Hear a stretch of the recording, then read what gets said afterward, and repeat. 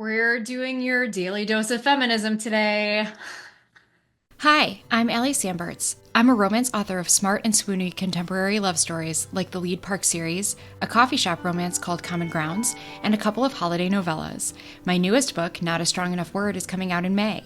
You can grab paperbacks from my website or wherever books are sold, and all of my ebooks are on Kindle Unlimited.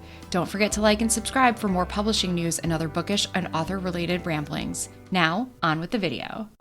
Long before I ever fell in love with romance novels, pun intended, I was a feminist blogger and op-ed writer.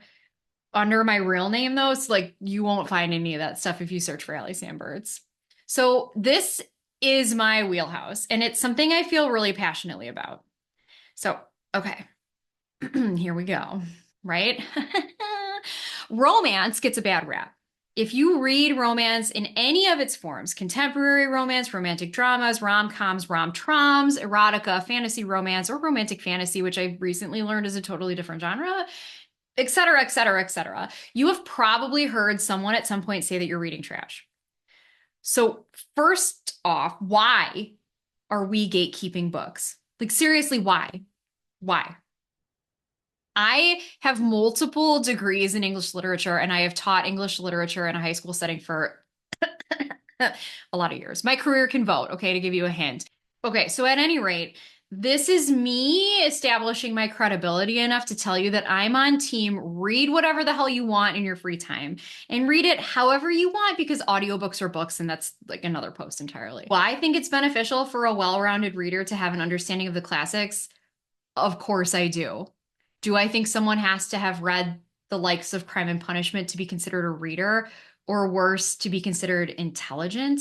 No, I absolutely do not. And my guess is you don't either. No shade to Crime and Punishment. Okay, it's one of my favorites. So, why do we tell women that their romance books are mindless drivel and they should be consuming better literature? It's the same reason people belittle pumpkin spice lattes and iced coffee and leggings. If women like it, or maybe more specifically, if it makes any historically marginalized people happy, it must be less than. If a woman or a marginalized person created it, even more so.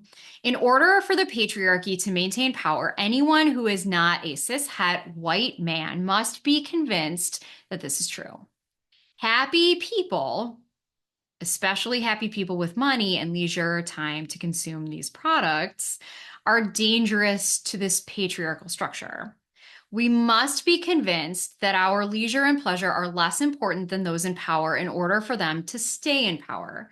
It's no secret that people who are exhausted, beat down, and unhappy will be too tired to fight back. And as a bonus, in a capitalist system that mostly benefits men, by the way, they will be primed to spend money on things that promise a better, less exhausting, happier life. So, as agents of the patriarchy, both knowingly and unknowingly, we try to convince people who enjoy these things that their interests are subpar. I think this is especially true now because of the representation we're seeing in the romance genre. When we see characters who look like us, feel like us, think like us, whose brains and bodies work like ours do, it's empowering. And when marginalized people feel empowered, well, this is what we just talked about. Romance is not less than.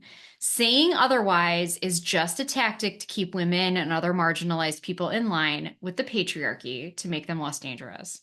Imagine, if you will, a society of people who consume nothing but romance, who suddenly realize that their bodies and brains function exactly the way they're supposed to, who have high standards for partners and consent and a life well lived. Imagine also a society in which marginalized people create these stories and economically benefit from them, who in turn have money and time and leisure to pursue their own pleasure. You'd have a society of very powerful people indeed. Writing and reading romance is not always a feminist act. Sometimes women are feminism's worst enemy, right? But it can be, and I will die on that hill. Personally, for me, I'm going to keep drinking my iced pumpkin spice lattes, wearing my leggings, and reading and writing my rom-coms, and I'll die happy. Thank you very much. I'm also going to keep including representation and consent and body positivity and more in my books in explicit and implicit ways.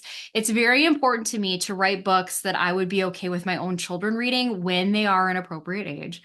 Ones that teach them that consent is sexy, that all bodies, genders, sexualities, people can just exist without it being a giant statement all the times. But sometimes it's a statement too, and like that's okay. But most of all, I want my books to make people happy because happiness is radical when so much energy and power is funneled into beating people down and keeping them in their place. So next time when you're out in your leggings buying romance books and enjoying an iced pumpkin spice latte while feeling the sun on your face and an overall sense of joy, I hope you realize just how radical that is. Until next time, happy reading. Thanks for watching. Don't forget to hit like and subscribe so you can keep up with all of my publishing news and bookish thoughts. And for more behind the scenes info, check out my socials in the links below. New videos drop every Sunday morning, so don't forget to grab a coffee and cozy up with me next week.